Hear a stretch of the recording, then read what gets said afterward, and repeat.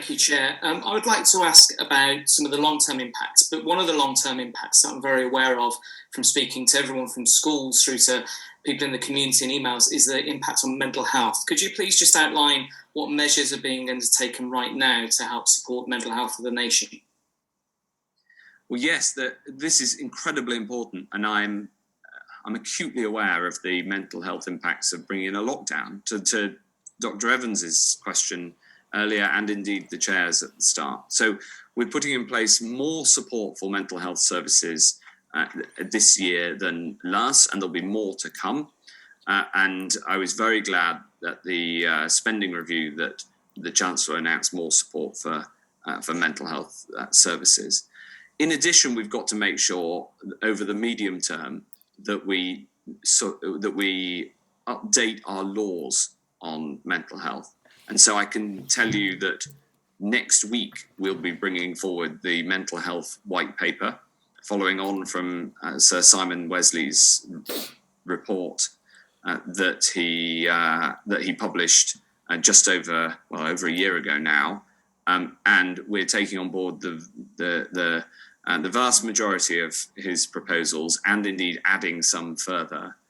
And I then hope to be able to legislate a new Mental Health Act in this Parliament to replace the 1980s Act, which is now very much out of date. I hope this is a highly consensual process, very much an open book approach, and I'm sure that the Select Committee will have an important role in making sure that we get the details right.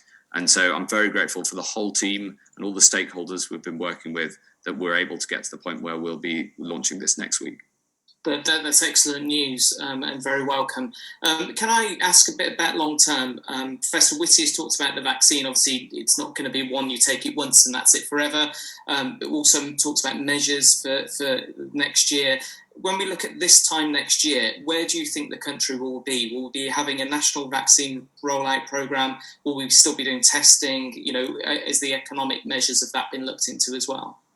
There's absolutely no doubt that vaccines and testing will still be a feature next year. We'll need both the surveillance testing to be able to understand where the virus is, and we'll need testing for people who have symptoms in the same way that you get tested for all sorts of other things. And in fact, I want to have more testing. I've talked to the Select Committee before about the dictum of, if in doubt, get a test, should apply across the board. It should apply to flu and other illnesses, and as well as COVID-19 and other coronaviruses. And then on the vaccine, I anticipate that we will probably need to revaccinate because we don't know the longevity of the protection from these vaccines.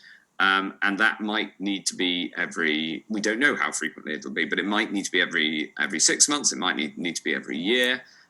As with the flu jab, we vaccinate every year and we update it according to any mutations that have taken place. And we do that over the autumn because although you can catch flu in the summer, it's highly unlikely. It's because the lower ventilation and much more time spent indoors that flu transmits more easily during the autumn. So I anticipate COVID and flu vaccinations, long into the future.